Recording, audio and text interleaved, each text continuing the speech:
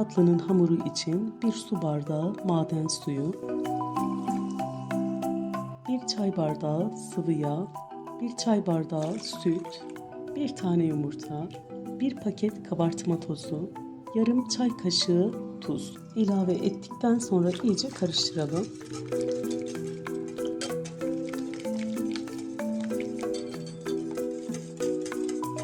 Daha sonra unu ilave etmeye geçelim.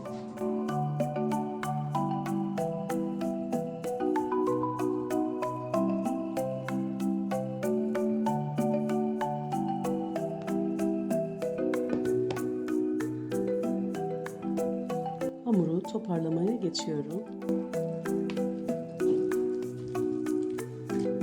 Hamuru toparladım. Toplamda 5 su bardağı un ilave ettim. Hamuru toparladıktan sonra en az 10 dakika yoğuralım. Hamuru iyice yoğurdum. Ekranda da sizlere hamurun yumuşaklığını göstermek istiyorum. Bu şekilde ne kadar yumuşak bir hamur olursa o kadar rahat tatlımızı açacağız. Sert bir hamurla tatlıyı açmak çok zor olur. Hamuru hazırladım. Tezgaha geçelim. Hamuru tezgaha alalım.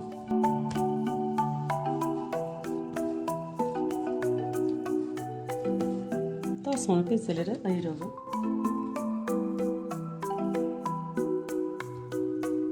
Hamuru bir ceviz büyüklüğü kadar alırsak yeterli olacak. İncecik ve rahat açabilmemiz için küçük olması bizim için yeterli olacak. Bu şekilde tüm bezelerimizi yapıp kenara alalım. Bezeleri yaptıktan sonra kenara alalım. Toplamda yapmış olduğum hamurdan 20 tane beze hazırladım. Daha sonra hamurların üzerini kapatıyorum. Bunun sebebi baklavayı açana kadar üzerinin kurumaması. Üzerini kapattıktan sonra kenara alıyorum. En az bir 10 dakika dinlenmeye bırakıyorum. Tatlının hamurundan ilk öncelikle 2 tane bezeyi alalım.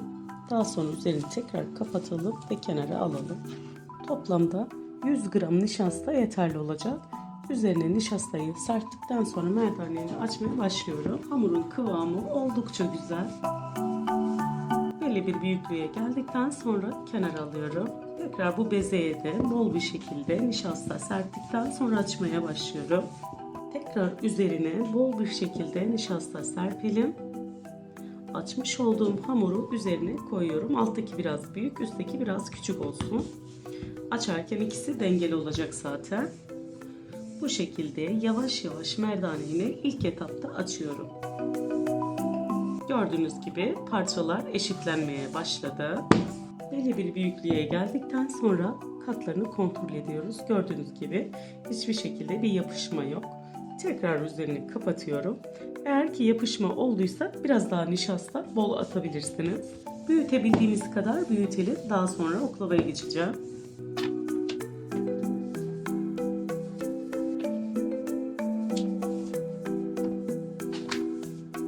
Baklava açamam diye kesinlikle düşünmeyin. Verdiğim ölçüler dahilinde hamurunuzu yaparsanız bu baklavayı herkes açıp yapabilir.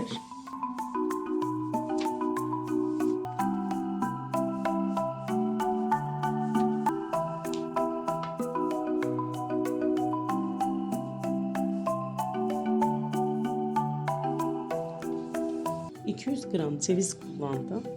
İlk öncelikle cevizimi alıyorum ve içerisine serpiyorum. Uç kısmını fazla serpmiyorum. Biraz içeri doğru toparlıyorum. Daha sonra oklavaya yufkamı sarıyorum. Mümkün olduğunca sıkı sıkı yavaş yavaş saralım. Sardıktan sonra elimizle toparlayıp büzüyoruz. Daha sonra oklavayı çıkarıyorum. Bu şekilde hazırladıktan sonra üçgen şeklini veriyorum bıçakla.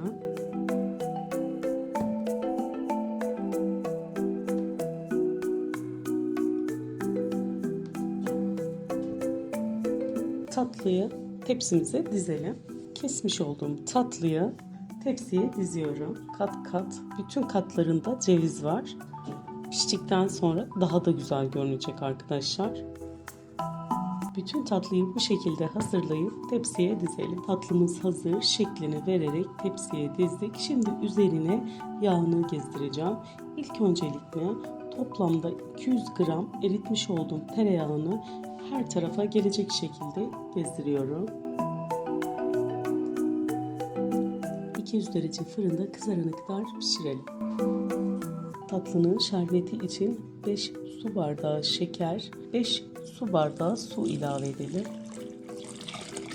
İçerisine bir dilim limon ilave ediyorum. Ocağa koyup kaynara geldikten sonra yaklaşık olarak 10 dakika kaynaması yeterli olacak şerbetimizin. Tatlı fırından çıktı. Şimdi şerbetini veriyorum. Tatlı sıcak, şerbeti de soğuk ilave ediyorum. Her yerine şerbetini dökelim. Servis etmek için en az 2 saat bekletmeye bırakalım. Tatlı servise hazır. İnanılmaz derecede kolay ve lezzetli olan tarifimi sizlerle paylaşmaya çalıştım. Biraz da yakından göstereyim. Çıtır çıtır olmuş.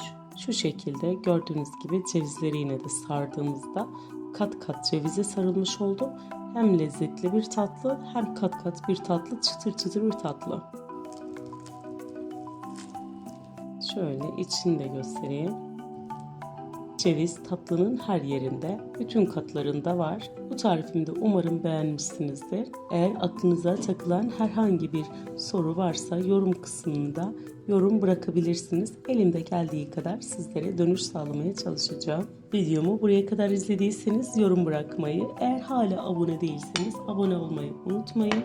Başka tariflerde görüşmek üzere. Hoşça kalın.